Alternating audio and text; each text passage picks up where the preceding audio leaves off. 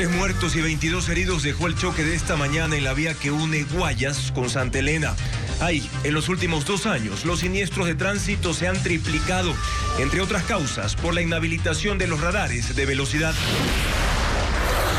La Asamblea recomienda devolver al gobierno central una parte de las competencias de tránsito que ahora están en manos de los municipios. El informe aprobado dice que las agencias municipales están infiltradas por delincuentes. La recolección del 40% de la basura de Quito está en riesgo con el toque de queda, que empezará el 3 de mayo. El Cabildo advierte que no se podrán recoger esos desechos en nuevos horarios. La mujer que mató y descuartizó a su madre en Sauces 9, en Guayaquil, también asesinó a su mejor amiga. El cuerpo de la víctima fue identificado por la policía 4 años después de su desaparición. El comercio de libros entre Ecuador y Colombia cayó a 0 desde febrero por la aplicación de aranceles a las importaciones colombianas. 6.5 millones de dólares están en juego. La tensión entre Estados Unidos e Irán por el control del estrecho de Hormuz no cede. Irán publicó imágenes de sus comandos navales abordando buques cargueros para impedir el paso por esa ruta marítima. Con la presencia del presidente de la FIFA, Gianni Infantino, se realizó el 82º Congreso de la Conmebol en Quito. Los dirigentes del fútbol sudamericano analizaron el desarrollo de ese deporte en el continente. Dragones gigantes, héroes de cómics, figuras mitológicas y otros personajes invaden el cielo de China en un colorido festival internacional en el que compiten 57 países. Amigos, comenzamos con el desarrollo de las noticias de la jornada de este jueves 23 de abril. 3 personas murieron en un mortal siniestro de tránsito en la vía Santa Elena, Guayas. Los equipos de rescate atendieron a 22 heridos, quienes viajaban en un bus desde Pozorja hacia Guayaquil. Y según los agentes de la Comisión de Tránsito del Ecuador, un tanquero de agua se estrelló contra un bus. Diego Cuenca describe las consecuencias del impacto. Bienvenidos a Televistazo Estelar. Los esperamos también en vivo por ecuavisa.com y Ecuavisa Play. La tragedia ocurrió cerca de las 8 de la mañana de ese jueves. Las víctimas estaban atrapadas dentro de un bus y otras pidiendo auxilio al pie de la carretera. Fue consecuencia de un choque entre un tanquero de agua y un bus de la Cooperativa de Transporte Pozorja, que circulaban el kilómetro 44 de la vía Salinas-Guayaquil. El tanquero de agua aparentemente es el que pierde su carril de circulación, invade el otro carril y choca frontalmente contra el bus. Cuando llegaron los paramédicos y los bomberos, encontraron a 3 personas fallecidas. 2 eran los conductores de ambos vehículos y el copiloto del tanquero.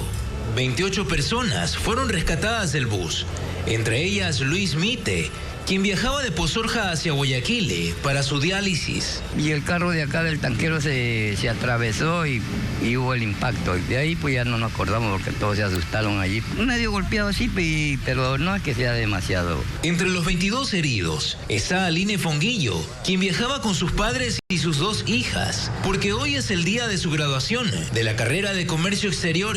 Yo tenía la ceremonia de mi graduación y yo incluso decía yo decía en mi mente que acelerara un poquito más porque quería llegar a tiempo.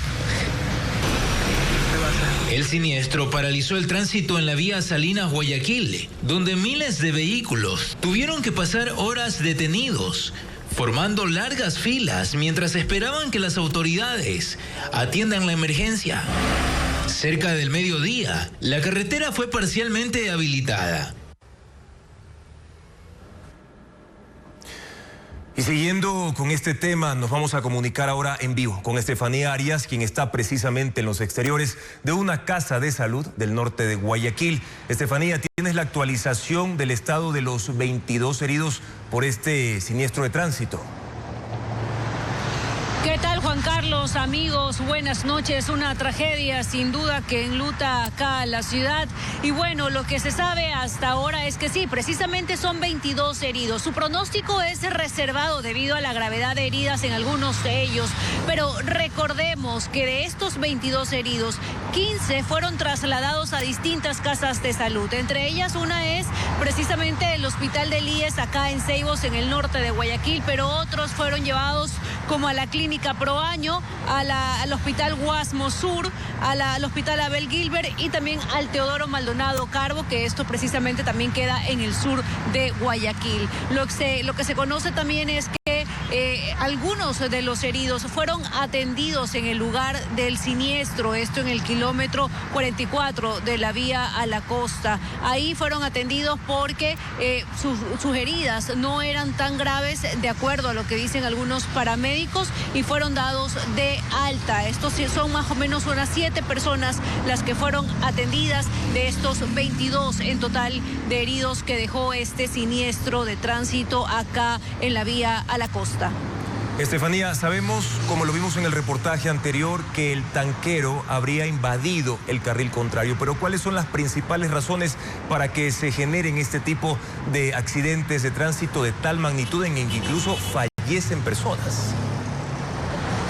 Juan Carlos, tuvimos la oportunidad de conversar esta tarde con el comandante de la Comisión de Tránsito del Ecuador. De hecho, nosotros más adelante les vamos a preparar o les tenemos un reportaje con respecto a esta pregunta que me haces, pero él me adelantó que precisamente es la imprudencia de los conductores, porque este tanquero invade el carril contrario, el que venía el bus, y es cuando se impacta con este vehículo y vemos pues ya el resultado, 3 muertos y 22 heridos. Y por cierto, este siniestro también pues llevó a un gran despliegue de rescatistas, Juan Carlos. Siquiera unos 20 personas o personal del cuerpo de bomberos tuvieron que acudir hasta este punto, hasta el kilómetro 44, para atender a los heridos, y fueron ellos quienes precisamente en sus ambulancias trasladaron a estas personas. Y una última precisión, Estefanía, ¿hay radares en ese tramo cercano o los kilómetros cercanos donde ocurrió el accidente? Pues no, Juan Carlos, recordemos que en abril de 2025 se inhabilitaron los radares en la vía a la costa. En el 2024 ya se lo hizo a escala nacional, pero en abril de 2025, precisamente en esta vía, en la vía a la costa que une a las provincias de Guayas con Santa Elena, se inhabilitaron los radares, y es algo que pues aún es un tema incierto. No se sabe si estos se van a calibrar, si los se van a volver a instalar. Es un tema que por ahora sigue en las nubes. Y como tú lo mencionabas, ya en los próximos minutos, amigos, vamos a tener más información, más detalles sobre este tema en el que vamos a profundizar más adelante. Gracias, Estefanía, por tu informe sobre la situación de los heridos tras este nuevo siniestro de tránsito que enluta a 3 familias ecuatorianas. En la provincia de Manabí, un bus de transporte interprovincial terminó cayendo a una quebrada cerca de las 3 de la madrugada. El siniestro ocurrió en el kilómetro 43 de la vía Chone-El Carmen, en el cantón Flavio Alfaro. Según el reporte del ECO 911, hubo 14 pasajeros heridos. Algunos recibieron atención médica en el lugar y otros fueron trasladados al hospital básico del cantón El Carmen.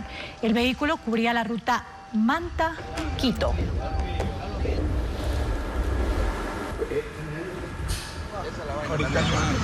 ¿Podemos pagar más?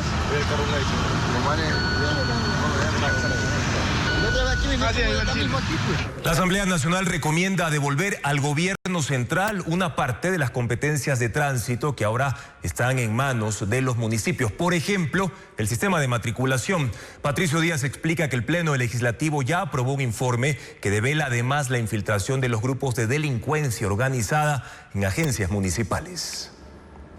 Para la mayoría en el legislativo, los grupos de delincuencia organizada han infiltrado agencias municipales de tránsito aprovechando lo laxo de sus controles. Y ponen entre las evidencias un informe de la Agencia Nacional de Tránsito que identifica 150 GATS en los que se usó indebidamente el sistema de matriculación, y especifican casos como los de Manta y Durán, en los que según los legisladores, sus agencias han sido tomadas operativamente por los choneros y los chone killers. Esa infiltración de los GDOs, de acuerdo al informe aprobado, permitió, por ejemplo, la legalización de vehículos robados en Colombia, Perú y Chile, el uso de bases de datos de tránsito para identificar objetivos de extorsión y secuestro, la emisión de licencias profesionales sin sustento y eliminación irregular de multas. Un centro con capacidad operativa para 60 vehículos diarios llegó a registrar entre 200 a 350 procesos por día. Por eso el informe concluye que hay fallas en el modelo de descentralización y debilidades en los municipios que asumieron las competencias de tránsito. Recomienda que se impulse una reforma a la ley que devuelva la competencia de matriculación al gobierno central. Los municipios mantendrían únicamente las facultades de revisión técnica vehicular y control operativo en el territorio, sujetas a controles y estándares de supervisión nacional. Para incorporar figuras excepcionales de reversión de competencias por seguridad nacional. Pero el correísmo no cree en los objetivos del informe. Que el real objetivo es volver a atacar a los municipios como parte de la campaña electoral anticipada que ya mal vivimos. El correísmo votó en contra, pero con 79 votos a favor de ADN y sus aliados, el informe y las recomendaciones fueron aprobadas. El texto será notificado a municipios, Contraloría y Fiscalía. No se determina quién ni cuándo se presentarán estas reformas a la ley de tránsito.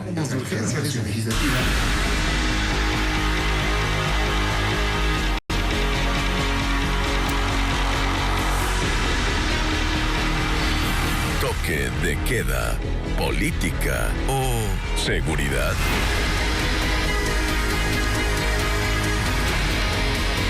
Al sector productivo de Quito le preocupa que el toque de queda genere más pérdidas económicas que resultados. Y a pesar de que los asesinatos han aumentado en 22% este año, la pregunta sobre si la capital necesita esta medida toma fuerza. Diego Bravo preparó un informe para Ecuavisa Digital que lo desarrollamos a continuación. El toque de queda ha sido una de las herramientas más utilizadas por el presidente Noboa desde que comenzó su gestión en noviembre de 2023 para combatir al crimen organizado. Ahora también incluye a Quito como parte de esta estrategia. Pero, ¿realmente la capital necesita un toque de queda para afrontar este problema? La pregunta entra en debate debido a que el sector productivo teme, por otro lado, pérdidas económicas. No puedo permitir que esta economía criminal siga avanzando, porque si no voy a tener un problema futuro en Pichincha, voy a tener un problema futuro en Quito, y eso es algo que no lo vamos a permitir. En la capital, en el primer trimestre de 2026, se registraron 67 homicidios intencionales, lo que representa un aumento de casi el 22% respecto al mismo periodo de 2025, cuando hubo 55. Además, desde 2023 hasta marzo de 2026 se han dado miles de delitos. El catedrático en seguridad Jean-Paul Pinto asegura que el toque de queda no es una medida efectiva para frenar la violencia en la capital. Yo creo que el nivel de violencia que tiene Quito no amerita el toque de queda en el estado de excepción. Evidentemente lo que hay que hacer es un cambio de política para fortalecer la presencia de la policía en coordinación con los militares, pero sobre todo fortalecer la cooperación con el municipio. Los problemas de seguridad que tenemos, me parece a mí, pasan más bien por una falta de coordinación entre el municipio y las fuerzas de seguridad del Estado. Asegura que se pueden aplicar otras estrategias. Si es que nosotros creemos, ¿no es cierto?, que hay una mutación del delito hacia las zonas del centro del país, ahí la pregunta sería, ¿por qué solo Quito? Debería también incluirse otras ciudades como Cuenca, por ejemplo, como Ambato, como Riobamba, que son ciudades comerciales donde los grupos criminales se pueden movilizar. En la ciudadanía hay expectativa por los resultados de esta medida, aunque algunos sectores afirman que impactará en lo comercial.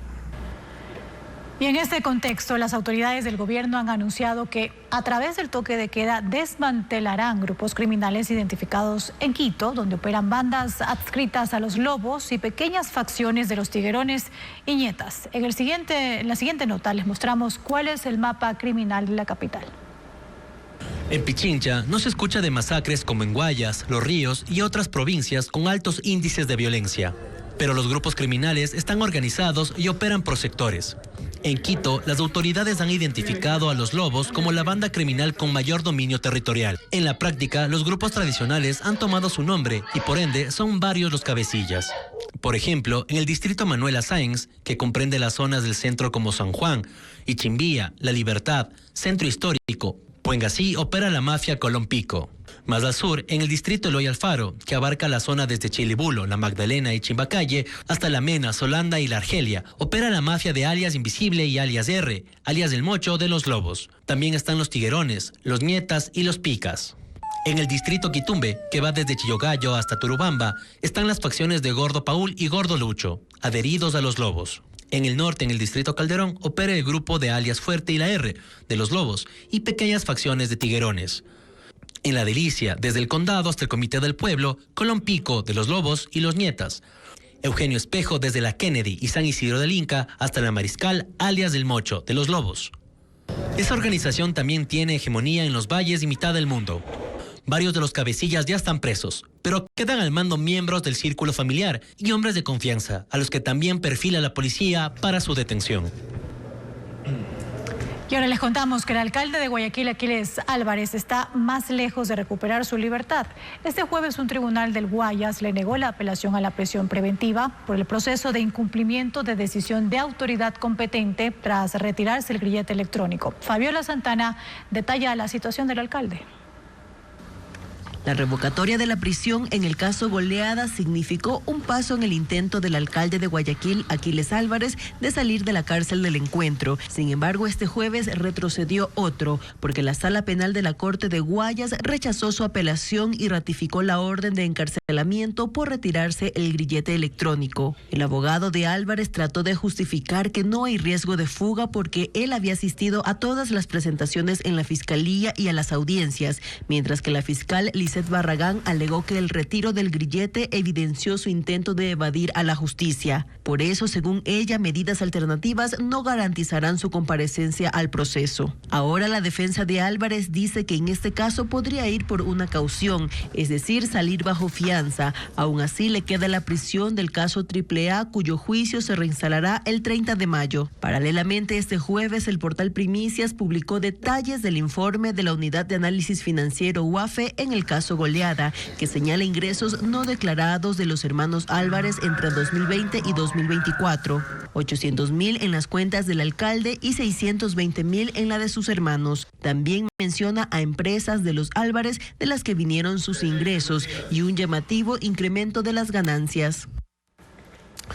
Y la Comisión de Mesa del municipio de Guayaquil ya tiene fecha para tomar una decisión sobre las 3 denuncias de remoción que pesan en contra del alcalde Aquiles Álvarez. Los concejales que integran esa comisión darán a conocer la resolución el lunes de la próxima semana, el lunes 27 de abril. El pronunciamiento será con base en el análisis que están haciendo dentro de los 5 días de plazo para calificar las denuncias. Ese día, los concejales Ana Fuentes, Arturo Escala y Terry Álvarez argumentarán si las denuncias son admisibles para continuar con su trámite o si son archivadas por alguna observación. El gobierno ecuatoriano anunció que removió a su embajador en Estados Unidos. Pablo Zambrano deberá abandonar esa sede donde laboró durante 13 meses. Diego Cuenca informa que aún no hay una explicación oficial sobre los motivos de esa decisión.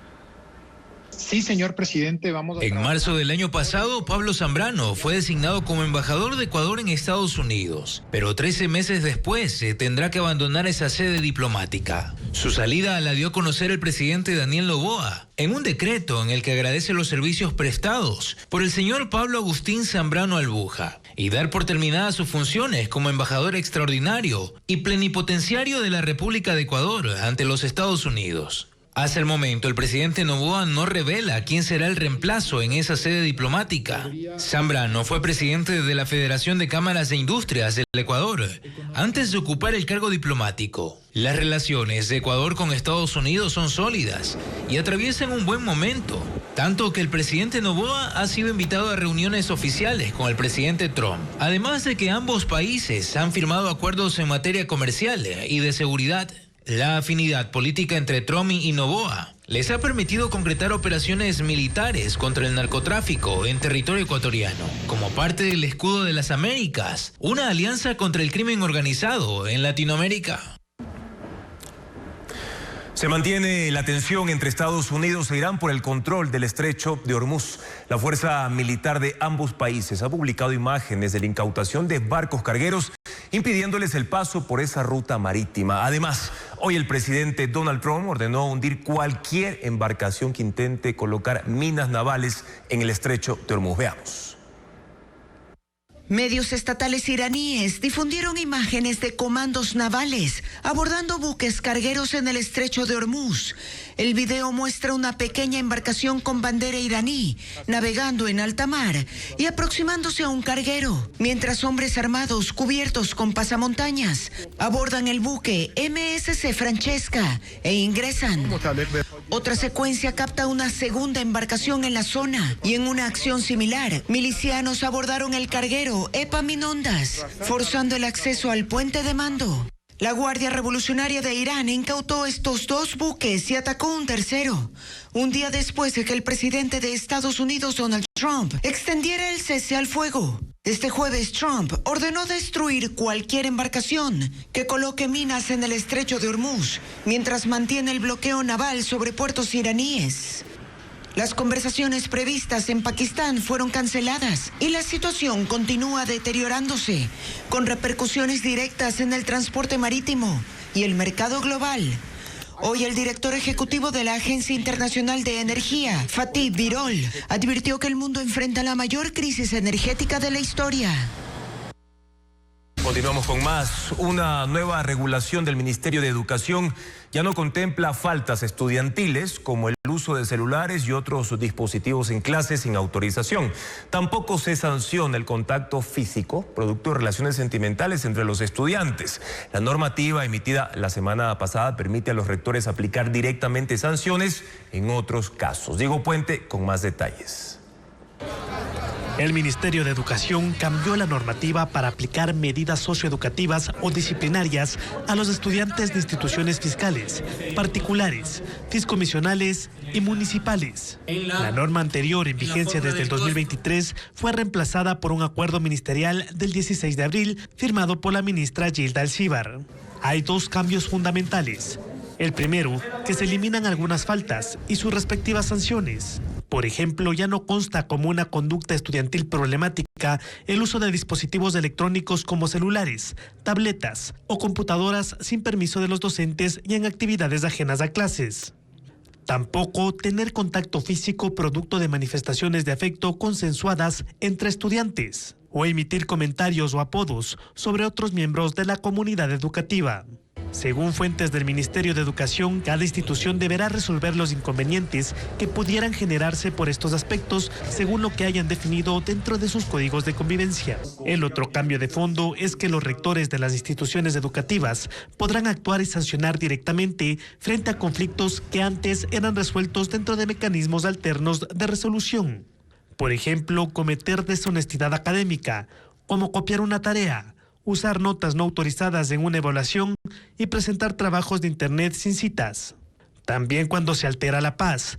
Eso incluye el uso del uniforme en situaciones de riesgo como peleas fuera del colegio o portarlo en bares y discotecas. Abandonar la institución, pedir dinero sin autorización y consumir alcohol, tabaco y otras drogas dentro del establecimiento educativo. El actual reglamento no especifica la sanción por cada falta. El ministerio pide a los rectores priorizar procesos de reflexión para que los estudiantes asuman su responsabilidad y acuerdos reparatorios por escrito. Más de 2 millones de ecuatorianos enfrentan dificultades para acceder a alimentos. Esto implica, por ejemplo, que comer 3 veces al día no está garantizado para todos. Hay familias que recortan porciones o sacrifican la calidad de su alimentación para sobrevivir, como lo informa Carla Delgado. La edad no le ha dado descanso. A sus 84 años, Mariana Ocho ha tenido que trabajar más. Es recicladora. Su jornada, que empieza a las 7, se extiende hasta las 6 de la tarde. La mayoría de días llega sin desayunar. Es viuda, vive sola y sobrevive con apenas $60 al mes. De ese dinero, 50 se van en arriendo. Y lo poco que queda apenas alcanza para comer. Sopita de fideo o una coladita, así, con papitas. ¿Solo una vez al día? Sí.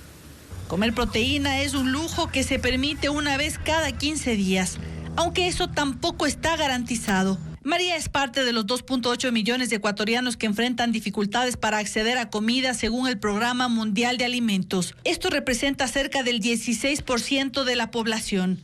que viven inseguridad alimentaria. El estudio realizado entre septiembre de 2024 y marzo de 2025 revela que muchas familias reducen porciones, bajan la calidad de su dieta o incluso venden sus pertenencias para poder alimentarse.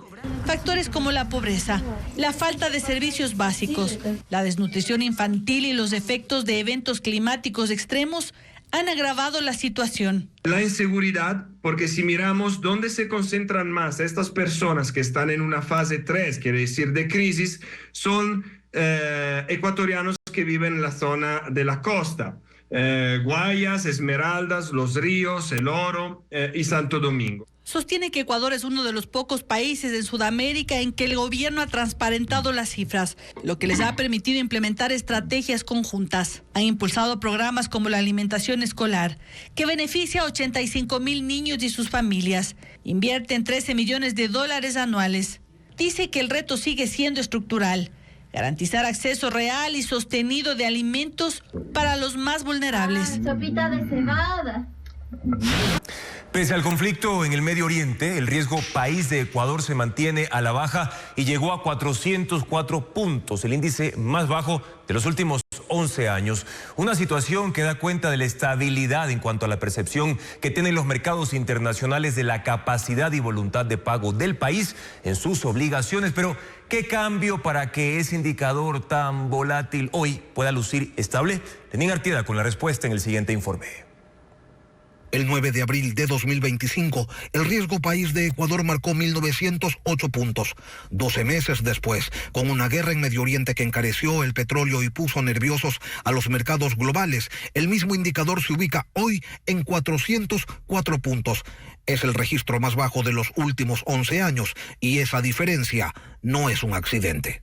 Hoy la pregunta relevante no es si el número subió o bajó esta semana, es que cambió de fondo para que el país aguante estos choques externos sin desmoronarse. El mercado ha visto que usted puede dejar de dar subsidios o ponerle incluso IVA al pan si es necesario, pero va a pagar la deuda. Entonces, esa predisposición, por supuesto que ha marcado un hito, un antes y un después en el país. Las buenas relaciones con el gobierno de Estados Unidos, con el Fondo Monetario Internacional, cuentan. Aquí surge otra pregunta. ¿Por qué si Argentina, que tiene las mismas buenas relaciones, aunque ha logrado también una reducción, se mantiene con el segundo riesgo país más alto de la región? Primero, lo que sucede es que Argentina no es un país dolarizado y esa es una primera diferencia muy significativa. Lo otro también es que Milei pues ha resultado un libertario un poco extraño, ¿no? Es decir, no es que está aplicando la receta al pie de la letra. Para Ecuador, el descenso del riesgo país es una buena noticia, pero surgen dudas de si podrá bajar de los valores alcanzados. Y esas dudas se sostienen en que los problemas estructurales del país, es decir, el déficit fiscal, la inflexibilidad laboral, la crisis de la seguridad social, siguen allí sin un abordaje que apunte a transformarlos. Y para los mercados internacionales, las afinidades cuentan, sí, pero no son suficientes. La designación del nuevo ministro de Salud sigue en el limbo. Aunque el presidente Daniel Noboa anunció el nombramiento, hasta ahora no existe un decreto oficial. Mientras tanto, crecen las dudas, los cuestionamientos y la incertidumbre en el sistema de salud. Carla Delgado cuenta por qué. Aunque el lunes el presidente Daniel Noboa anunció la designación de Jaime Bernabé Erazo como ministro de Salud, hasta ahora no existe un decreto que respalde ese nombramiento. Bernabé fue anunciado como reemplazo de la vicepresidenta María José Pinto, quien estuvo al frente de esta cartera durante 5 meses por encargo presidencial. Sin embargo, su nombre aún no aparece en la página oficial de decretos, ni en el sistema Kipux. Pero una fuente interna del ministerio aseguró que desde el miércoles ya estaría asistiendo al despacho ministerial. La falta de oficialización incrementa la incertidumbre. A esto se suman los cuestionamientos a su designación, que no se han detenido. La Comisión Nacional Anticorrupción ha pedido que se nombre a un ministro con autonomía absoluta. Estamos en el limbo. Y claro, no se posesiona porque hay una voz nacional que señala la improcedencia de esa designación. Observaciones que también fueron señaladas en 2024 por el entonces expresidente del IES, Eduardo Peña, quien advirtió que Erazo no podía continuar ejerciendo funciones en esa institución. La decisión se basó en el incumplimiento de obligaciones legales, entre ellas no haber declarado ante la Contraloría su participación como accionista en empresas privadas proveedoras de servicios médicos, así como presuntos vínculos societarios en Panamá. De tal suerte que el propio gobierno ha encontrado en su oportunidad que no es adecuado la designación. En la misma línea, el presidente de la Federación Médica Ecuatoriana cuestionó el perfil del nuevo ministro y aseguró que deja mucho que desear. Según Carrasco, la inestabilidad en esta cartera de Estado refleja una falta de gestión. Porque han estado gentes que no entienden, que no saben, que no son buenas personas, que no entienden del dolor de la gente, que tenemos un presidente que no oye, está en una burbuja, no oye, no ve, no habla, que estuvimos con una vicepresidenta encargada del Ministerio de Salud que realmente va y busca respuestas en España. 6 ministros de salud han pasado por el cargo en este periodo, lo que a su criterio evidencia improvisación. A eso se suma, dice, el recorte al presupuesto de salud que limita aún más la capacidad de respuesta del sistema.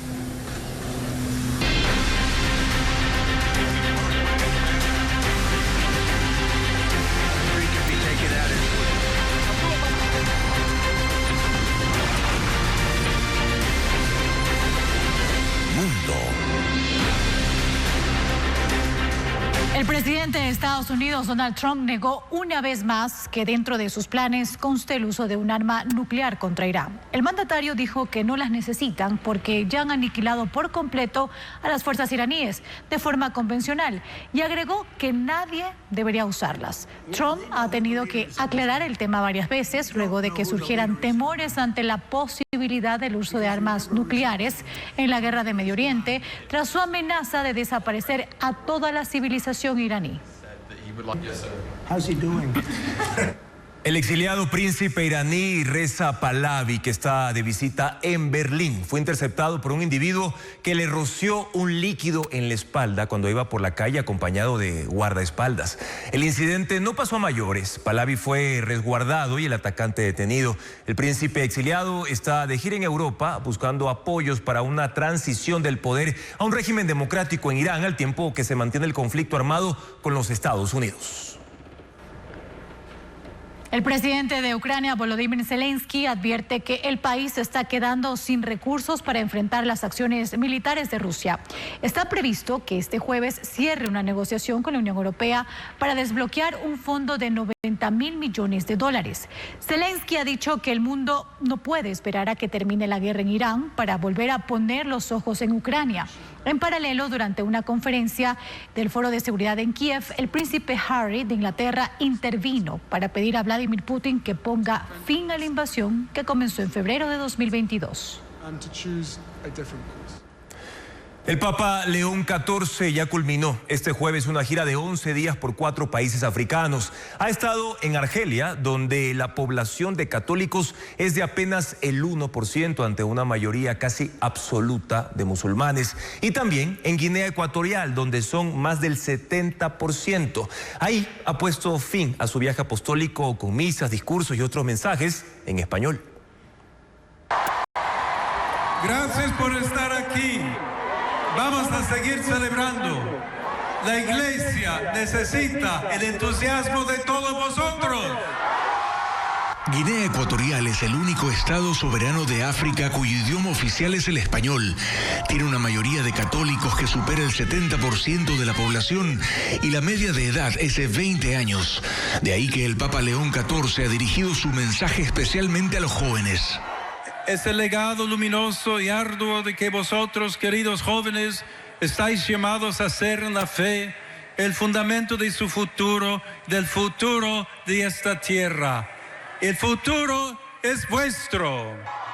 Fue durante la misa ofrecida en el estadio de fútbol en la ciudad de Bata, donde además visitó a presos en la cárcel local, un reclusorio famoso por su historial de violencia por el asalto militar de 1974 que dejó decenas de víctimas. Ahí recordó a las autoridades que la justicia busca proteger a la sociedad, pero que el encarcelamiento no debe ser solo un castigo. A los presos, el Papa les dijo, no están solos. Las cárceles y el sistema judicial en ese país han sido criticados repetidamente por Naciones Unidas y ahora se conoce que esa nación es una de las que tiene convenios con Estados Unidos para recibir migrantes deportados de terceros países, aunque ninguno ha sido enviado allá todavía. León XIV concluía su visita a Guinea Ecuatorial con una misa celebrada hoy en Malabo, la capital. Es la segunda vez que un papa visita a ese país después de la gira de San Juan Pablo II en 1982. Han pasado 44 años. Antes, en este mismo viaje, León XIV estuvo también en Argelia, Camerún y Angola. Más de 4.000 trabajadores de la industria del cine de Estados Unidos rechazan el acuerdo multimillonario que fusionaría los estudios Warner y Paramount. Actores como Robert De Niro y Pedro Pascal se sumaron a directores, productores y guionistas que firmaron un documento para intentar frenar la unión de las compañías. Consideran que amenaza con reducir los puestos de trabajo y las producciones en un momento de crisis para Hollywood. La combinación de Warner y Paramount, valorada en $111 mil millones, ya fue aprobada por la mayoría de los accionistas. Sin embargo, la venta aún debe pasar por una revisión en el Congreso.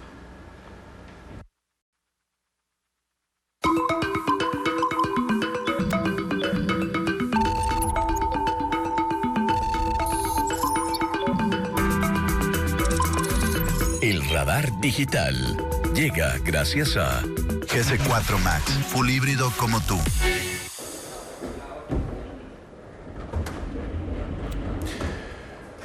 Hoy en el radar digital hemos detectado que la agencia internacional de noticias Bloomberg publicó un artículo titulado "El nuevo Ecuador de Noboa genera temores de pérdidas de libertades civiles". Ahí está el título y el subtítulo de este artículo. Esta publicación parte de las reacciones que se generaron por las portadas en blanco que publicaron los diarios Expreso y Extra en su edición impresa y digital del pasado 12 de abril y en las que expresaron lo siguiente: a algunos les gustaría que esta fuera nuestra portada, en blanco, sin noticias, sin preguntas, sin verdades. No va a pasar, solo la verdad nos mueve. Se trató de una protesta de la empresa de medios gráficos nacionales S.A. o Granasa, propietaria de estos periódicos, tras una disputa que lleva a cabo el gobierno nacional por el 40% de sus acciones. Con este antecedente, el artículo de Bloomberg señala que el presidente Daniel Noboa parece estar consolidando el poder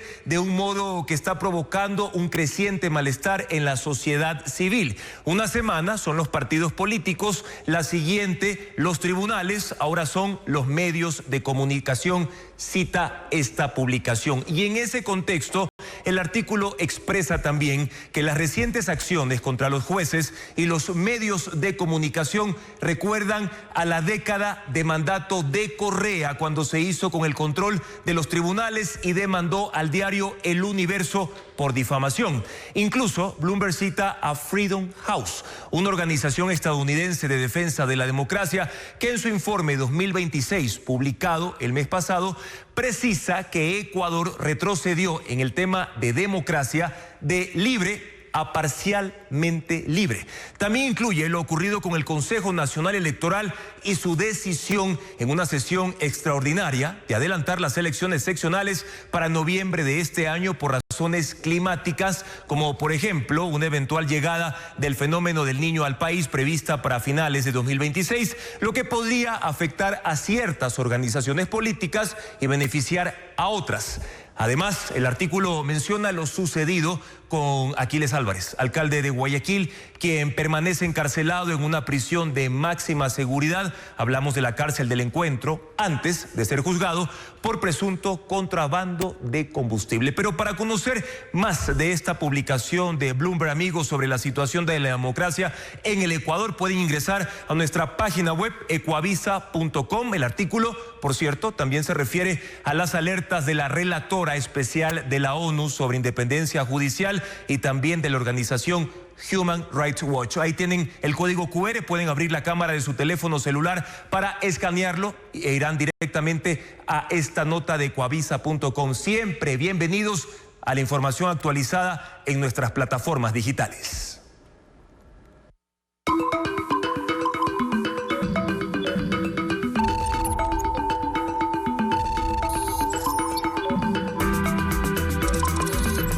Radar Digital llegó gracias a GS4 Max, full híbrido como tú.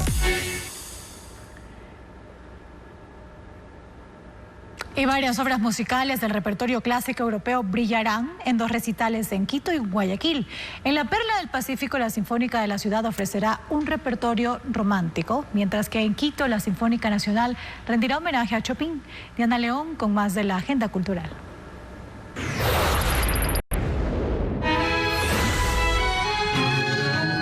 Recital Audacias Románticas es la nueva propuesta musical gratuita de la Orquesta Sinfónica de Guayaquil.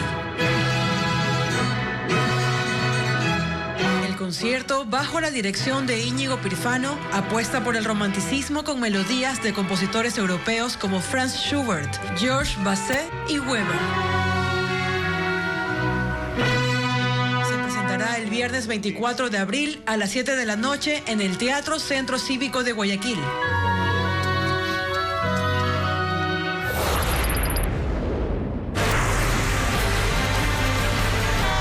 Este viernes será la última función del Festival de Cine Coreano que se realiza en el MAC Cine de Guayaquil. A las 7 de la noche se proyectará la cinta de terror The Wailing, en la que un forastero intenta escapar de una enfermedad que se propaga por un pueblo. El público puede ingresar sin costo hasta completar aforo.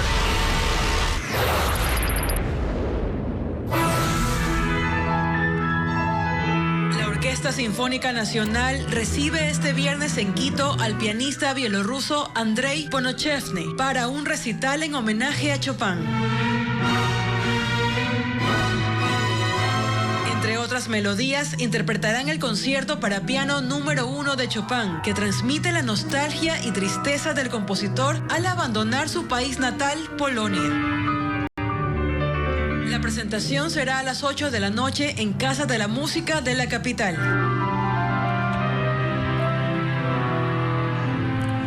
El misterioso viaje del mandatario colombiano Gustavo Petro a Manta en mayo de 2025, después de la posesión del presidente Daniel Noboa, agitó nuevamente el debate en medio de la tensión diplomática entre los dos países. Paul Romero nos presenta las versiones contradictorias de Petro sobre esa polémica estadía y las denuncias que se han presentado al respecto. El controversial viaje de Gustavo Petro a Manta entre el 24 y 26 de mayo del año pasado vuelve a debate en medio de la tensión diplomática entre Quito y Bogotá, guerra arancelaria y la campaña electoral en el país vecino. La agenda privada de Petro en el puerto Manavita ha despertado dudas, sospechas y elucubraciones. Un mes después del viaje, el medio El Colombiano publicó detalles de la casa en la que se hospedó, detalles de una carta de alias Fito al gobierno de Colombia para que interceda como garante de una eventual entrega y versiones sobre una supuesta reunión con el cabecilla de los choneros, más tarde detenido y extraditado a Estados Unidos. Petro respondió en su cuenta de X que mirando el mar en Manta, escribió 30 páginas de su libro sobre la relación entre la acumulación del capital y crisis climática y otros estudios. El presidente colombiano ha negado cualquier vínculo con Fito. El pasado 13 de abril, durante la reunión con sus ministros en Ipiales, frontera con Ecuador, habló brevemente de la visita a Manta, pero esta vez nada dijo de su libro. En Manta fui a ver y a sentir la belleza, no solamente a verla. Y algún día les digo públicamente cómo. La semana pasada, Noboa, en medio de la deteriorada relación con Petro, en una entrevista con la revista colombiana Semana, habló por primera vez de la polémica estadía de Petro en Manta.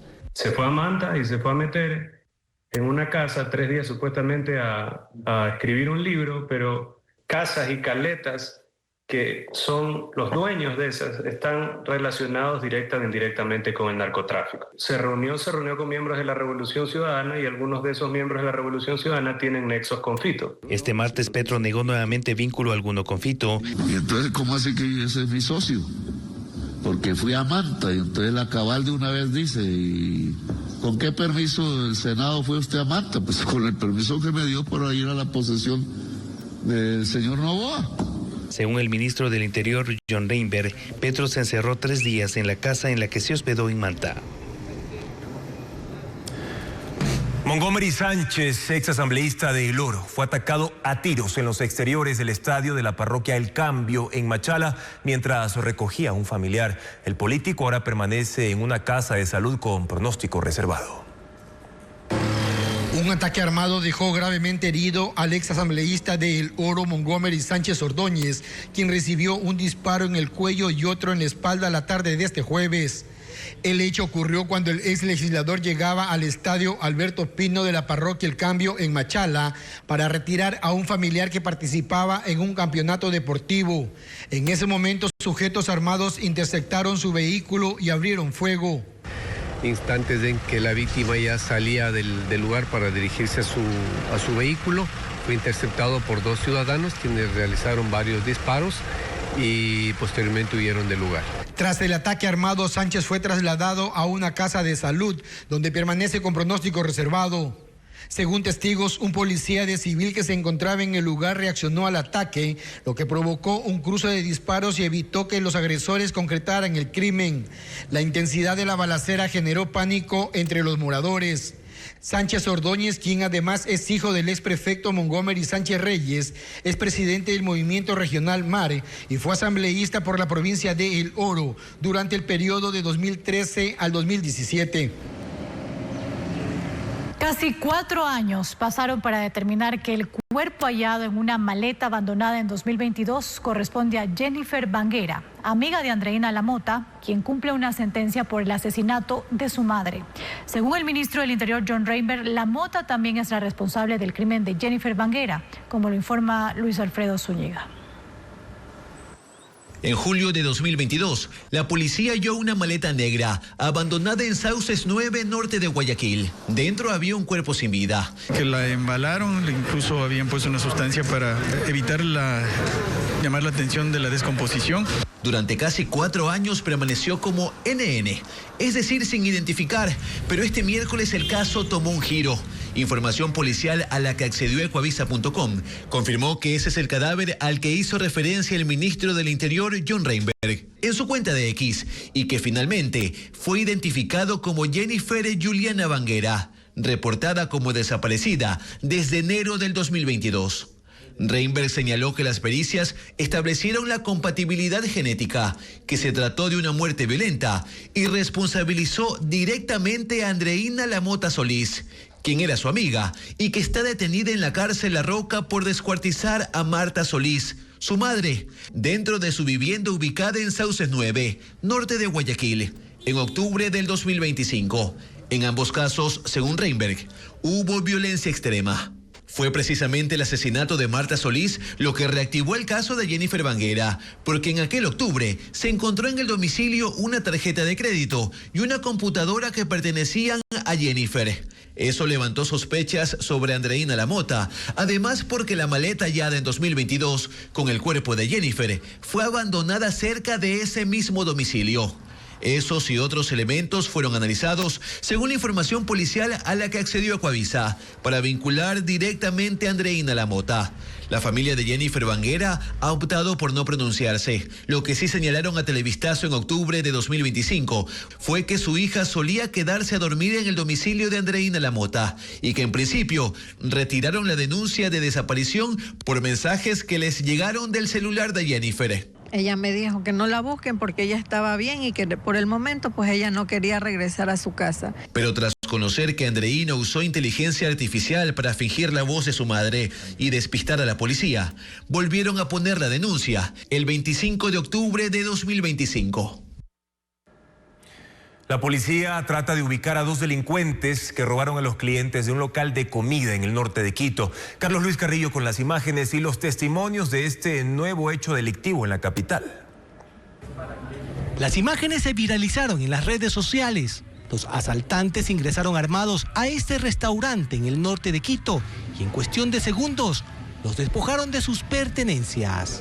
Uno de los clientes que se encontraba en ese momento nos cuenta que al parecer tenían una víctima específica en su mira. Aproximadamente como a las 2:15 de la tarde llegaron 2 personas, una con una pistola, y fueron dirigidos a una mesa en específico. Le quitaron su reloj, su cadena, su teléfono, su billetera y a todos los amigos que estaban en esa mesa, mientras la otra persona iba buscando que podía robar a los otros clientes de las otras mesas. 30 segundos fueron suficientes para que los delincuentes hagan de las suyas.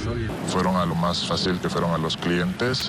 Me parece que no robaron como tal al establecimiento. Después de que sucedió el robo, la policía llegó unos 5 minutos después. O sea, fue rápido, pero el robo fue mucho más rápido. La policía, por su parte, cuenta con los videos del asalto para así poder identificar a los delincuentes. Realizaron varias intervenciones, logrando detener a un sospechoso, quien conducía una motocicleta que tiene el número de chasis adulterado. Estamos tratando de, con las víctimas del día de ayer, que tenemos contacto de las personas que fueron perjudicadas del robo, si lo pueden reconocer físicamente al señor. Las autoridades continúan con las indagaciones a fin de ubicar al resto de los asaltantes, mientras el sospechoso permanecerá detenido el tiempo que duren las pericias.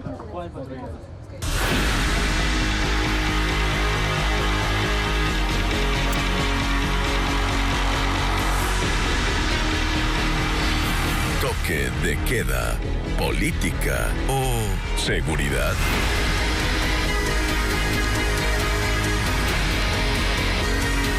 En 6 provincias donde se aplicará el toque de queda se redujeron las muertes violentas en los primeros 3 meses de este año, mientras que en otras 3 se incrementaron los homicidios intencionales en relación al mismo periodo de 2025. Paul Romero con las cifras. En 11 días, un nuevo estado de excepción con toque de queda regirá en 9 provincias y 4 cantones. ¿Cuáles son las cifras de homicidios intencionales en estas jurisdicciones? En 6 provincias se redujeron las muertes violentas y en 3 se incrementaron en el primer trimestre de 2026 con relación al mismo periodo del año pasado.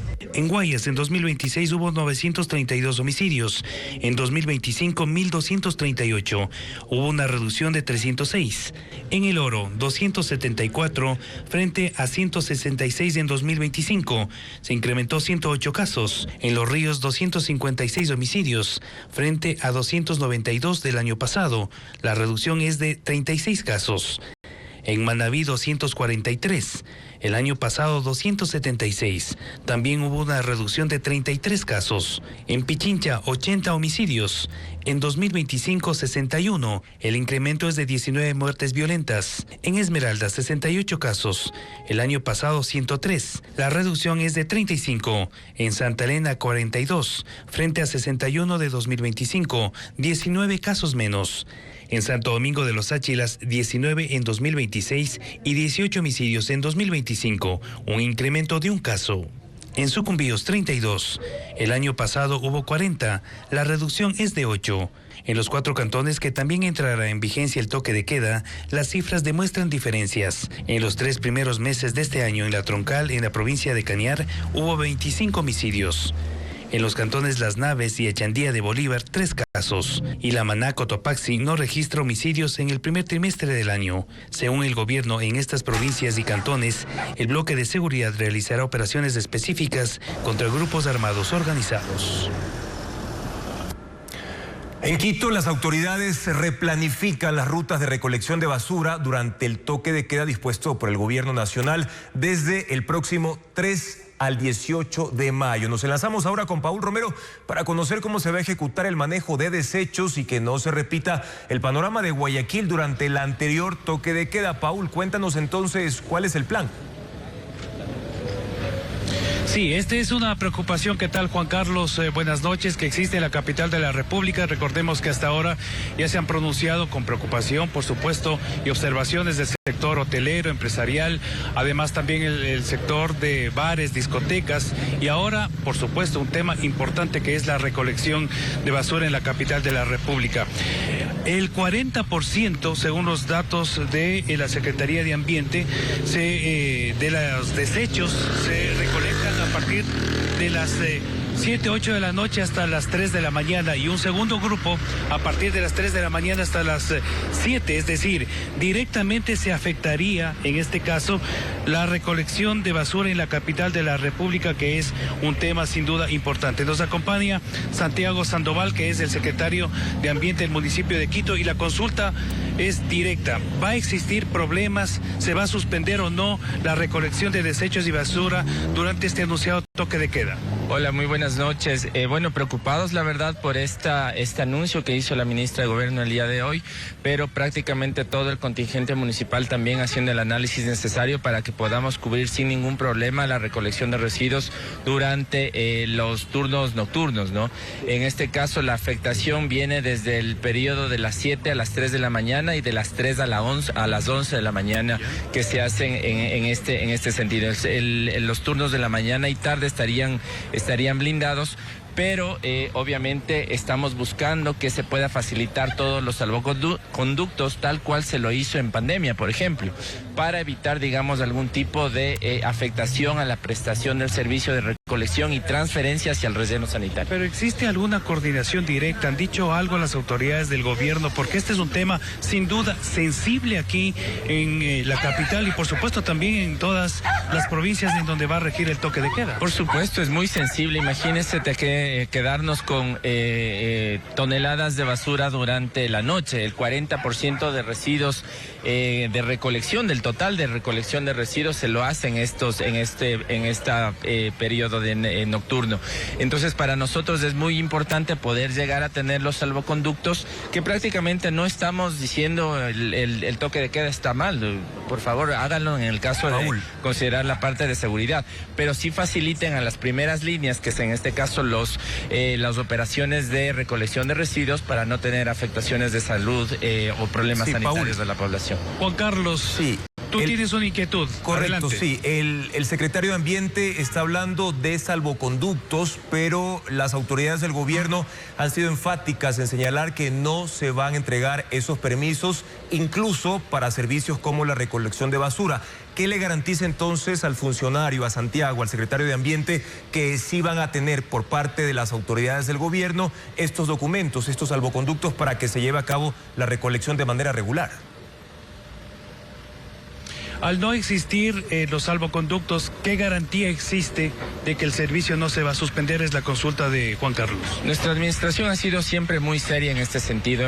Estamos trabajando en un plan de acción, pero obviamente contamos y esperamos que se considere la emisión de los salvoconductos para poder prestar el servicio con total normalidad. Van a adelantar entonces los horarios, porque si es desde las 7 de la noche hasta las 3 de la mañana y el segundo horario a partir de las 3 hasta las 7, tienen que modificar necesariamente al no existir salvoconductos. Bueno, muy fácil es decirlo, digamos, es un proceso de logística importante que tenemos que analizar. Lo estamos haciendo en estos precisos momentos para poder cubrir el servicio. Y por otro lado, la cultura ciudadana, también tenemos horarios establecidos para poder hacer la recolección normal que se viene realizando diariamente. Como pueden ver, en el momento están realizando trabajos normales en la ciudad y nosotros vamos a seguir prestando el servicio tal cual lo hacemos, con toda la eficiencia del caso. De existir, digamos, esta negatividad para la emisión de salvoconductos, pues la planificación de la operación, la logística que tenemos que hacer, tendremos que hacer algunos ajustes dentro de, digamos, el plan de acción. Paul. Pero esto es súper importante, no es nada más de decir cambiamos o simplemente nos salen, sino que hay que evaluar prácticamente todo el equipamiento, toda la logística, todas las cuadrillas que necesitamos para poder suplir el Juan servicio. Carlos, tú tienes otra inquietud. Sí, obviamente esto es un trabajo sumamente complejo porque tienen que reorganizar todos estos mecanismos y los horarios, pero otra pregunta al secretario de Ambiente va en ese sentido. Me imagino que van a desarrollar también campañas, incluso para que la ciudadanía conozca a tiempo, antes del domingo 3 de mayo, cómo serían estos nuevos horarios en caso de que el gobierno no entregue estos salvoconductos. Habrá una campaña de información para que la ciudadanía conozca estos nuevos horarios para evitar aglomeración y por supuesto que la basura permanezca en sitios públicos. Nos veremos forzados en el caso de darse este impedimento de salvoconductos. Tenemos que hacer unos procesos inmediatos de socialización de los horarios y las formas de recolección y transferencia de residuos hacia el relleno sanitario y de los diferentes puntos de la ciudad. Existen 265 rutas en Quito, ¿verdad? Sí, exactamente. Actualmente son 256 rutas que nosotros tenemos y prácticamente están distribuidas en todas las 24 horas del día. Sí, entre la noche, madrugada y el turno vespertino en el día. Prácticamente son 2.200 toneladas que nosotros hacemos en un recorrido, 80 rutas de recolección diferenciada también que nosotros vamos evaluando, aunque esta se la realice en la mañana, pero esto no va, digamos, a afectar este gran salto que nosotros estamos haciendo del 3 al 10% en material reciclado, por ejemplo. Así que seguimos en nuestro plan de acción y esperando también una respuesta favorable por parte del gobierno nacional para que no se afecte, digamos, la recolección y a la ciudad de Quito. Muchas gracias, muy amable al secretario de Ambiente del municipio de Quito. La petición es clara, que exista salvoconductos para evitar problemas en la recolección de basura una vez que rija el toque de queda. Esto es a partir del 3 de mayo hasta el 18, compañeros. Y estaremos pendientes de cómo se realizará la recolección de basura en distintos barrios de Quito durante esta medida de toque de queda que ya comienza en 10 días en Pichincha, 8 provincias más y también 4 cantones. Gracias, Paul, por tu informe desde el Centro Histórico de Quito. Bajo tierra, en el sector del Pablo, en Carchi, Fuerzas Armadas encontraron una red de túneles de minería ilegal que interconecta a 2, que se extendían las distintas profundidades y permitían continuar la extracción de oro. Solo esta semana, 69 bocaminas fueron ubicadas y destruidas en un área de 23 hectáreas. Ya ha pasado un mes desde que las Fuerzas Armadas destruyeron túneles y bocaminas con más de un centenar de disparos desde un tanque artillado en la zona de El Pablo, noroccidente de Carchi, pero la extracción ilegal continúa. Solo esta semana se destruyeron otras 69 bocaminas en un área de 23 hectáreas. En el lugar se encontraron túneles interconectados con profundidades de 8, 15 y hasta 150 metros. Eran estructuras sostenidas con madera por donde pasaban mangueras de agua y cableado eléctrico. El suelo estaba cubierto con tablones que permitían sacar el material aurífero hacia la superficie en pequeñas carretas.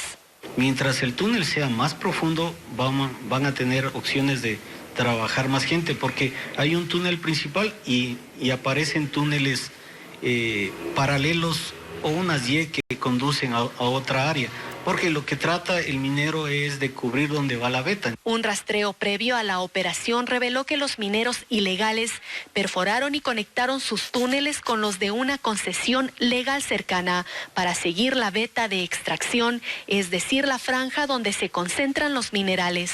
Estas actividades se realizaban principalmente en la noche. Según la Brigada 31 Andes, grupos ilegales vinculados a disidencias de Colombia encabezan las operaciones y organizan las zonas de extracción. La entrada al sector de Chical, al sector del Pablo, es muy limitante y mucha gente que son campaneros que automáticamente nos delatan. 10 equipos especializados en explosivos dinamitaron los túneles desde el interior.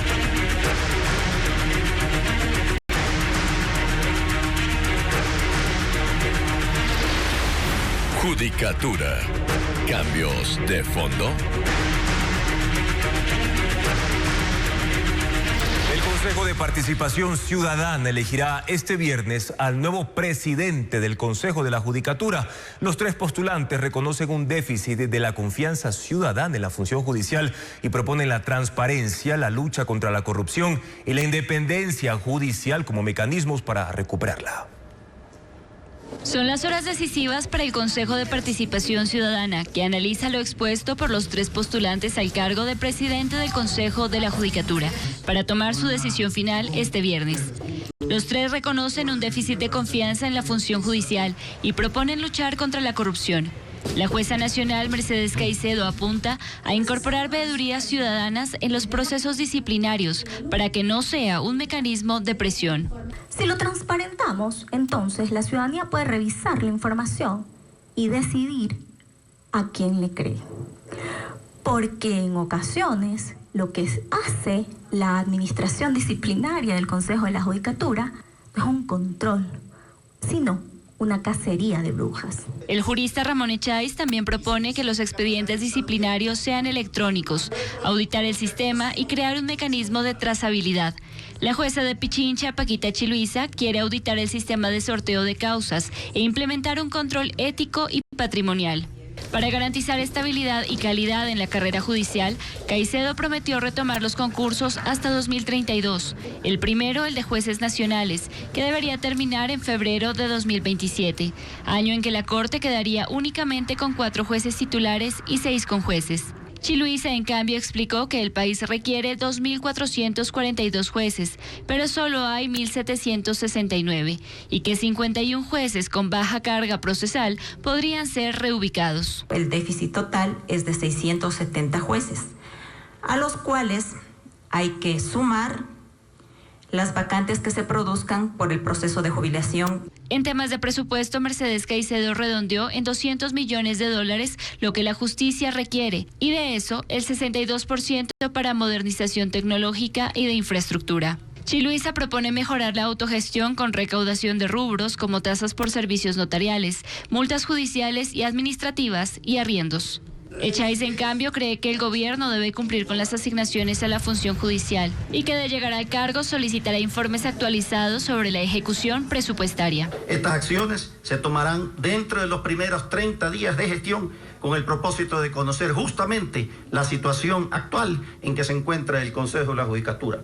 Ahora la decisión está en manos del Consejo de Participación, que deberá definir no solo la mejor propuesta, sino la más viable para recomponer la legitimidad institucional.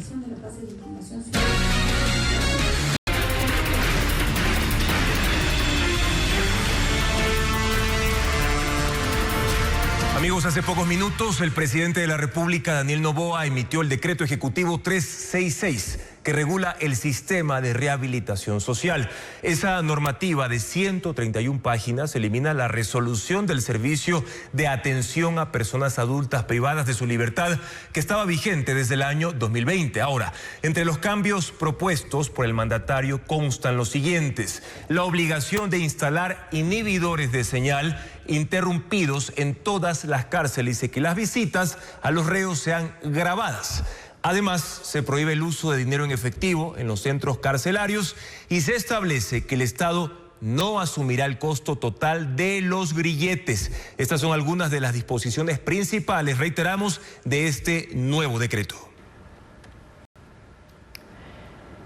Los siniestros de tránsito en la vía a la costa han incrementado en los últimos 2 años. Y para conocer más detalles hacemos contacto con Estefanía Arias, que se encuentra en esta carretera que conecta Guayas con Santa Elena. Estefanía, ¿cuáles son las principales causas de este aumento? Andrea, esa fue una de las principales preguntas que le hicimos al comandante de la Comisión de Tránsito del Ecuador, institución a cargo precisamente de la vía que une a las provincias de Guayas y Santa Elena. Y él lo que dijo es que una de las causas es la imprudencia del conductor. De hecho, eso fue lo que ocurrió esta mañana con este grave accidente de tránsito entre un tanquero y un bus. Pero hay otras causas y además la CTE reveló a Televistazo las cifras que muestran el incremento que se ha dado en los últimos 2 años. Veamos. Es una de las principales vías del país, la E40, o también conocida como Vía a la Costa, une a las provincias de Guayas y Santa Elena. Son 103 kilómetros desde el peaje de Chongón hasta el balneario antes mencionado, por los que de lunes a viernes circulan a diario un promedio de 15.000 vehículos, entre livianos y pesados. En fines de semana y feriados, la cifra se incrementa y alcanza los 25.000 vehículos por día. Son 4 carriles que se han convertido en escenario de constantes siniestros de tránsito, algunos de ellos con consecuencias fatales. Las cifras de la Comisión de Tránsito del Ecuador, CTE, confirmaron un incremento de estos hechos durante los últimos 2 años. En 2024 registran 75 siniestros. En 2025 se elevaron a 232 y en lo que va del 2026 ya suman 57.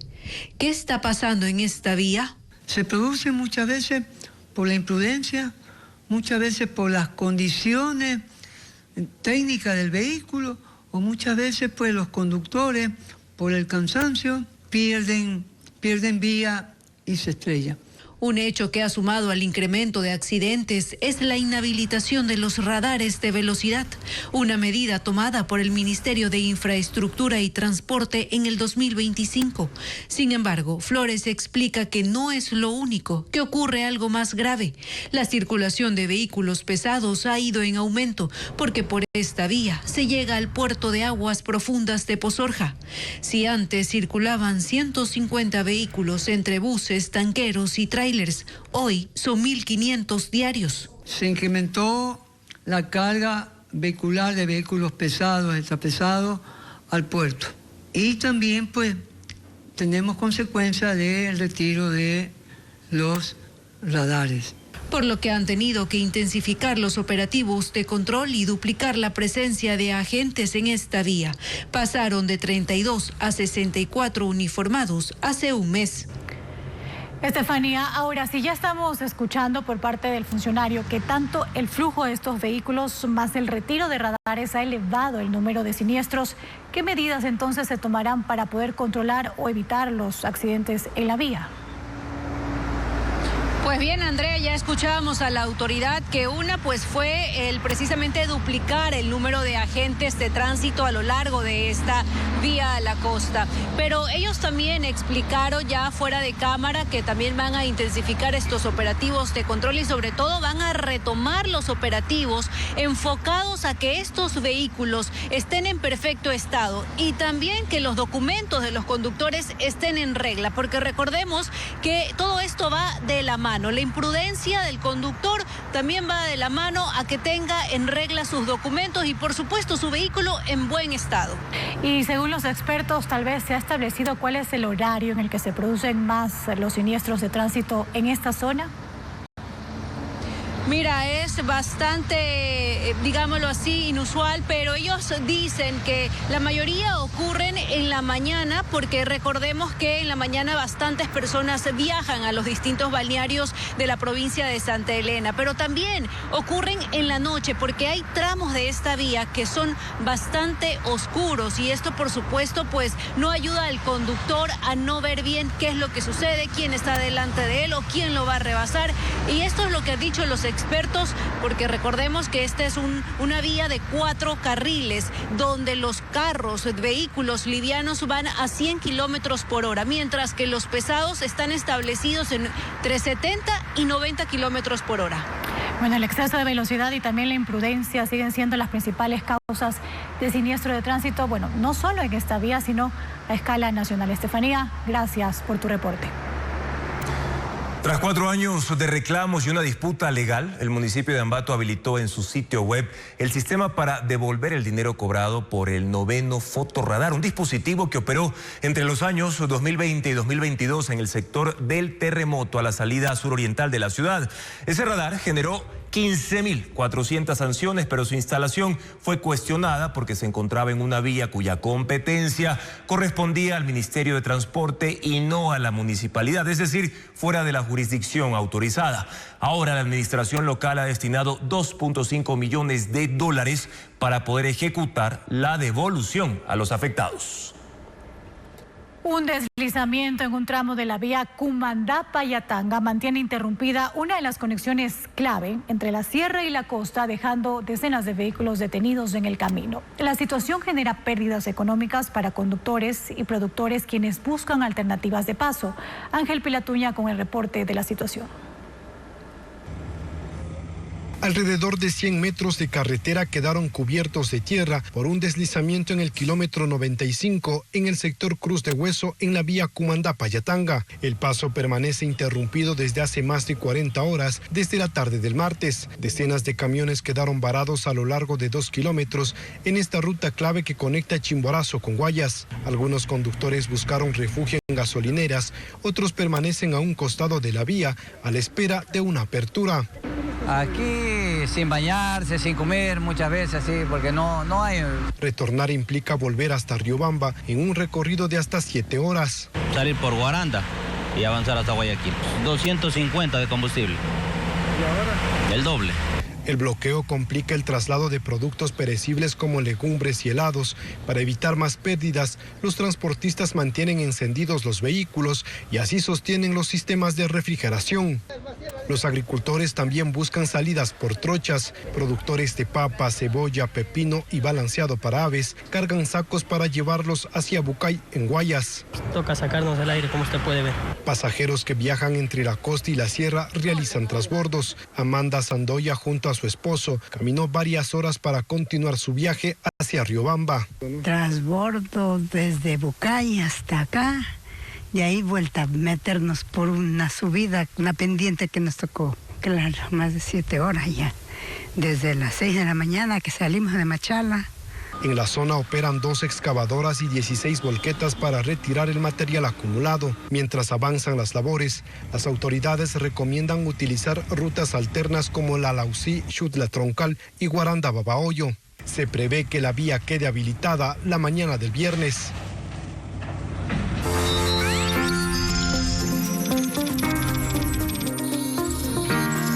Tecnología. Llega gracias a Geely, diseñado para descubrir más.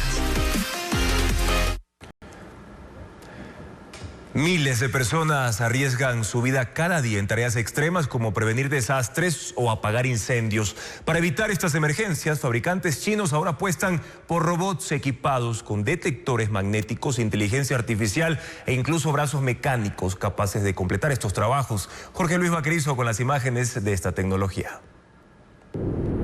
Las tareas de alto riesgo exigen soluciones creativas y empresas de robótica están implementando diseños que llegan a lugares en donde antes parecía imposible.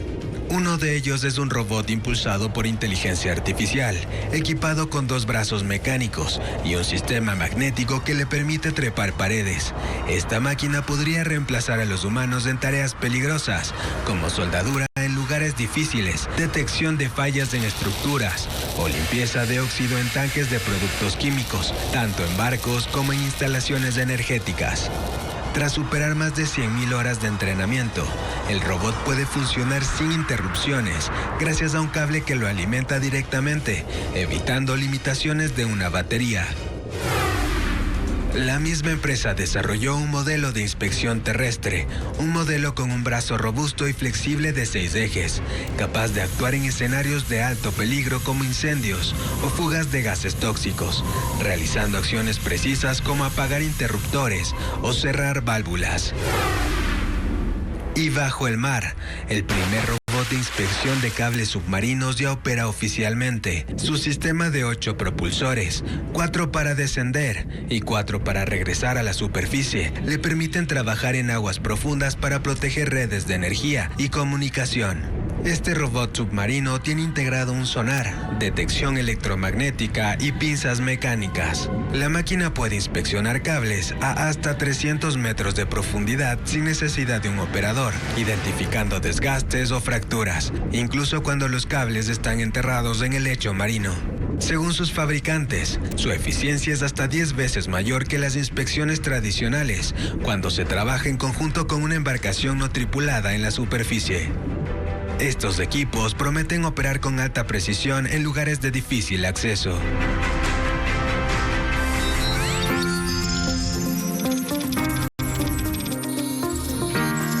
Tecnología. Llegó gracias a... Pensado para quienes van más lejos. Descubre Geely. El nivel de la represa Mazar es el más bajo del año debido a la falta de lluvias moderadas y fuertes en el Austro. Se prevén precipitaciones este fin de semana que ayudarán a los caudales del río Paute, pero esperemos por menos precipitaciones en mayo. Diego Puente detalla la situación. El nivel del agua de Mazar, el embalse más grande del país que abastece a 3 centrales hidroeléctricas, llega a su punto más bajo en lo que va del año. Este jueves, su cota se situó en 2.135 metros con 60 centímetros, 18 metros por debajo del nivel máximo. El nivel es menor en comparación a los registros de los primeros días de enero, cuando hubo pocas precipitaciones en el Austro. Pese a lluvias ligeras de los últimos días, el caudal del río Paute, que alimenta la central Mazar, no ha aumentado. La mañana de este jueves fue de 77 metros cúbicos por segundo. En la tarde decayó a 46 metros cúbicos por segundo. Algo ha podido generar de lluvias para este mes. Mantenemos condiciones anómalas de precipitación en varias localidades del país. Entonces, los caudales en muchas de las cuencas hidrográficas del país están bajos. Las predicciones señalan lluvias ligeras del fin de semana y más intensas los últimos días de abril. Esto mejoraría en algo los caudales. Sin embargo, las condiciones pueden empeorar a mediano plazo. Pues hay una probabilidad de que se presenten deficitarias en el mes de mayo. Y bueno, luego ya tenemos el inicio de la época seca. El embalse de Mazar también se reduce por el encendido de su central hidroeléctrica, que no ha parado de generar desde el martes. El uso de Mazar en estos momentos compensa la energía que no produce Coca-Cola Sinclair, que genera por debajo de su capacidad máxima. Además, se la requiere por el aumento de la demanda. En las tardes hay picos de cerca de 5.000 megavatios y en las noches, como la del miércoles, superaron los 5.300 megavatios.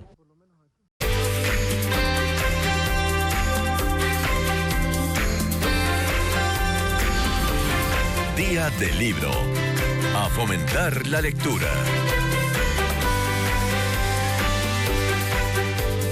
Entre lecturas en el metro de Quito, joyas bibliográficas de siglos pasados y espacios comunitarios llenos de historias, Ecuador conmemoró el Día Internacional del Libro. La agenda llevó la literatura a las calles, al transporte público y a centros culturales.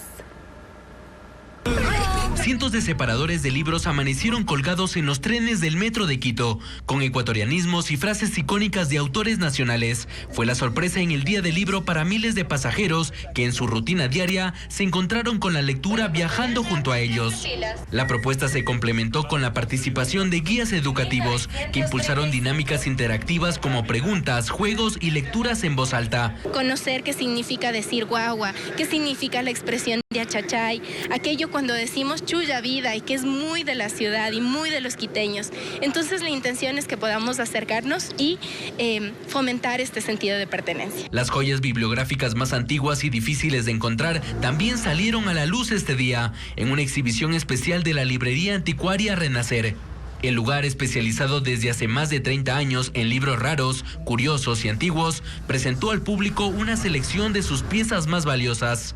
Destacó un libro de 1852 que recopila grabados de mapas de lo que fue la Amazonía, así como ilustraciones de los trajes típicos de comunidades indígenas de la región. Sin embargo, la pieza más antigua de la colección es una obra de Juan Botero de 1599. Habla sobre los primeros españoles, sobre los indígenas, sobre las enfermedades de la época, cómo estuvo poblado Quito en esa época. La Tacunga se unió a la celebración con el colectivo Bibliomashka, que transformó una casa antigua del centro de la ciudad en un espacio vivo para la lectura, rodeado de miles de libros y murales hechos por estudiantes. Entre sus iniciativas más destacadas está la siembra de libros, una actividad que consiste en entregar ejemplares de forma gratuita a los visitantes, con el objetivo de fomentar el hábito lector. En 4 años han reunido cerca de 30.000 libros y en esta jornada esperan contar con la participación de 1.000 personas. Y Colombia, el segundo mayor proveedor de libros para Ecuador, ha quedado fuera del mercado desde febrero pasado debido a las medidas arancelarias bilaterales paralizando las importaciones. El impacto ya se refleja en librerías, precios más altos, mayores tiempos de espera y una notoria escasez de novedades literarias. El comercio de libros entre Ecuador y Colombia cayó a cero desde febrero por la aplicación de aranceles a importaciones colombianas. La medida impacta directamente a uno de los principales proveedores del mercado editorial ecuatoriano. Colombia era el segundo proveedor de libros del Ecuador, después del Reino Unido, con importaciones que llegan a $6.5 millones anuales, según la Cámara Ecuatoriana del Libro. Frente al problema, el mercado busca nuevos proveedores en países como Perú, Argentina, México y España. Las cosas que se traían de Colombia, primero que llegaban mucho más rápido, y los costos de los fletes y una serie de cosas eran mucho más baratos. Traer algo de México sale mucho más costoso. Por lo pronto, el impacto se siente en 3 frentes. Retrasos en la llegada de novedades literarias por los mayores tiempos de importación, escasez de títulos que tradicionalmente provenían de Colombia y un incremento en los costos. Si cuesta $15, va a salir como en 35 por ahí. Claro, le afecta directamente al público y a nosotros, obviamente, porque con un precio tan alto, el público no va a poder comprar. La Cámara Ecuatoriana del Libro advierte que los aranceles a los libros colombianos contradice la ley del libro. Expresamente dice que está libre de impuestos, aranceles, contribuciones y tasas especiales. No es un tema técnico al que estamos tratando este rato, sería solamente de aplicar la ley. La situación podría agravar el acceso a los libros en el país, donde el índice de lectura sigue siendo bajo. En promedio, apenas un libro por persona al año.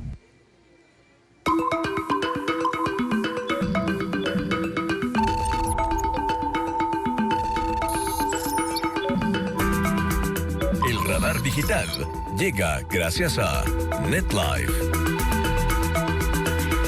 Hoy por el Día del Libro, la conversación digital se ha encendido porque lectores comparten citas, recomiendan títulos y definen el valor de leer en tiempos del scroll infinito. Entre las preguntas más frecuentes de los usuarios están: ¿qué libro cambió tu vida? ¿Qué estás leyendo ahora? ¿Por dónde empezar a leer más? Las redes también abren debates sobre tecnología o volver al papel, con usuarios que hablan de desconectar para reconectar con los libros. En las plataformas circulan frases de autores como Gabriel García Márquez: la vida no es la que uno vivió, sino la que uno recuerda. Y de Jorge Luis Borges: siempre imaginé que el paraíso sería algún tipo de biblioteca. En resumen, leer no pasa de moda, incluso en la era digital. Y para afianzarlo, Ecoavisa Digital elaboró una galería con las librerías independientes más acogedoras que tiene Quito. Y un nuevo caso de violencia extrema donde está implicado un policía ha encendido las alertas en el país. Una mujer fue asesinada dentro de su vehículo en el puente de la Unidad Nacional en Guayaquil, presuntamente por su esposo, un policía en servicio activo. El hecho no solo conmociona por su crudeza, sino que reabre un debate urgente: la participación de agentes de la fuerza pública en casos de femicidio. En Ecuador, al menos 9 policías han estado implicados en este crimen entre 2022 y 2026. Bueno, hoy, más allá de la indignación, la conversación en redes sociales se centra en 3 puntos: la falta de controles internos, el acceso a armas por parte de agentes denunciados y la necesidad de protección efectiva para las víctimas. En ecoavisa.com tenemos más detalles del tema, que vuelve a poner bajo la lupa a las instituciones y a exigir respuestas urgentes. El tema vuelve a ser tendencia y punto de conversación en redes, esta vez por una imagen considerada una de las más impactantes del año, titulada Separated by ICE, o Separación por ICE en español. La imagen fue captada por la fotoperiodista estadounidense Carol Guzzi y ha sido considerada y reconocida como la foto del año del World Press Photo. La escena muestra el momento exacto en que las hijas de un migrante ecuatoriano se aferran a su padre, mientras agentes de inmigración lo detienen en un tribunal federal de Nueva York. Hoy, esta foto recorre el mundo y mientras antes la conversación global se centraba en Liam Conejo, un menor ecuatoriano cuyo caso generó indignación en redes, la historia de familia, migración y separación se vuelve a repetir en otro caso ecuatoriano, pero con el mismo sueño americano.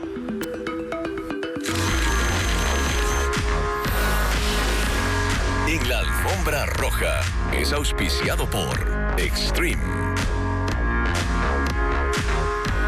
La ecuatoriana Valentina Díaz es la compositora de la canción original de la película colombiana Tu Reina, ya estrenada en cines de América Latina. Además, ha llevado su música a escenarios internacionales, presentándose incluso en el Festival de Cannes con sus temas. Vamos a conocer más de ella.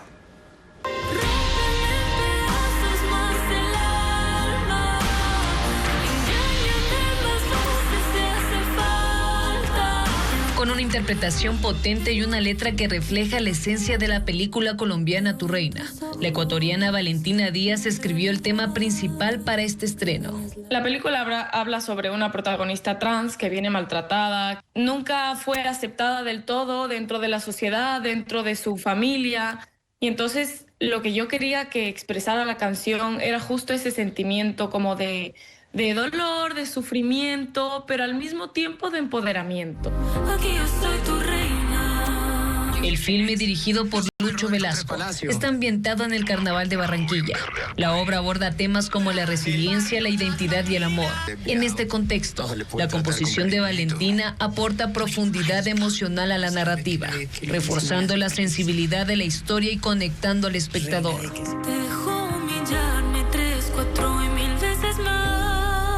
La cantante de 22 años ha llevado su talento a escenarios internacionales, presentándose en el Festival de Cannes durante una conferencia junto al equipo ecuatoriano. Pues las canciones que canté, una era una que yo ya había sacado y la otra es la canción original también de otra película. Prometí sacarte de mis frases, pero mis labios no son capaces de querer si no eres tú. Próximamente, el artista, que actualmente estudia producción musical en España, lanzará su nuevo sencillo.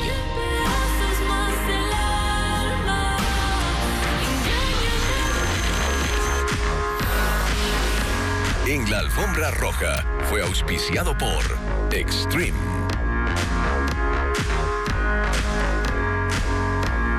En China, miles de cometas vuelan para celebrar uno de los eventos culturales más emblemáticos. El festival reunió a 260 delegaciones de 57 países. Ileana Suárez con las imágenes. La ciudad china de Weifang se llena de color cada primavera con exhibiciones de cometas gigantes, vuelos acrobáticos y actividades para toda la familia. Se trata del mayor encuentro de este tipo a nivel mundial. Dragones gigantes, héroes de cómics, figuras mitológicas, animales y estructuras de ingeniería compleja dominan el cielo con su belleza, su alto nivel técnico y la precisión para mantener cada creación en el aire. El evento inició el 18 y se extenderá hasta el 26 de abril. Esta edición congrega delegaciones de 57 países, cuyos representantes desplegaron más de 2.300 cometas de todos los tamaños, formas y diseños, creando un espectáculo visual único. El Festival Internacional de Cometas de Weifang nació en 1984 para celebrar una tradición de más de 2.000 años. Esta ciudad es considerada la cuna de las cometas en China, gracias a sus artesanos que perfeccionaron este arte durante siglos. Así, lo que comenzó como una forma de preservar esta herencia, hoy es una gran fiesta internacional, un evento que convierte el cielo en un intercambio cultural.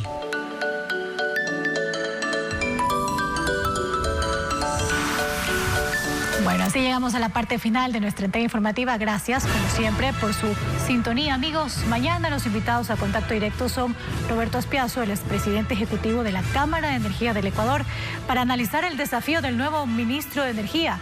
No más improvisación.